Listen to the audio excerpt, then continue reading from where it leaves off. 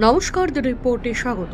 ৮ দিন ধরে নিখোঁজ থাকার পর রবিবার সকালে অবশেষে এলাকা থেকে পচাগলা দেহ উদ্ধার। ঘটনাকে কেন্দ্র করে তীব্র চাঞ্চল্য ছড়ালো মুর্শিদাবাদ জেলার হরিহরপাড়ায়। সূত্রের খবর, গত রবিবার থেকে নিখোঁজ ছিলেন মামদালিপুর এলাকার বাসিন্দা সজব আলী মণ্ডল নামে এক ব্যক্তি। অনেক খোঁজাখুঁজি করার পর কোনো হদিশ না মেলায় অবশেষে প্রশাসনের দ্বারস্থ হয় তার পরিবার।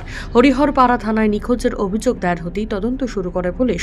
মাঝে প্রায় ৮ দিন পার। এদিন সকালবেলা গাড়িনামা অঞ্চলে তীব্র দুর্গন্ধে অতিষ্ঠ হয়ে পড়ে সেখানকার স্থানীয় বাসিন্দারা।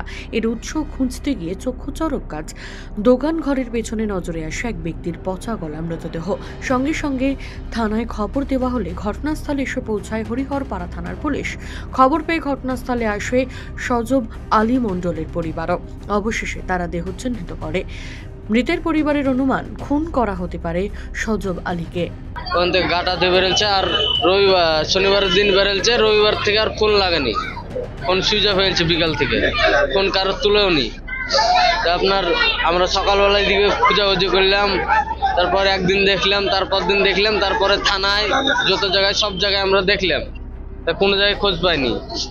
তো এখানে রোজবার দোকানে এসেছিলাম, বললো যে রাত্রে 9টার দিকে এসেছিলাম আমরা এখানে, দিয়ে এখান থেকে এইদিকে উঠেছে, ছাদের উপরে উঠেছে তা বলেছে ছাদে। তারপর তো নেমে চলে গেছে তা বলেছে একবার। তারপর এখানে তো নামাজ পড়ে ছাদ দে, তার তো কেউ দেখেনি। আজকে হঠাৎ দেখছি 8 দিন হয়েছে, হ্যাঁ মারা পড়ে আছে ওখানটায়। ইতিমধ্যে দেহ উদ্ধার করে ময়নাতদন্তের জন্য পাঠানো হয়েছে। খুন নাকি এর পেছনে রয়েছে অন্য কোনো কারণ, তা জানতে শুরু হয়েছে তদন্ত। এখানে কিভাবে দেহ এলো তাও খতিয়ে দেখা হচ্ছে। সজব আলীর এহনো পরিণতিতে কান্নায় ভেঙে পড়েছে মৃতের পরিবার।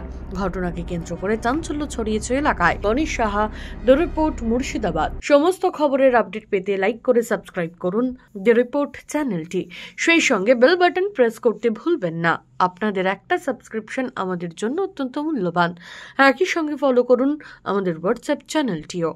জয় হিন্দ।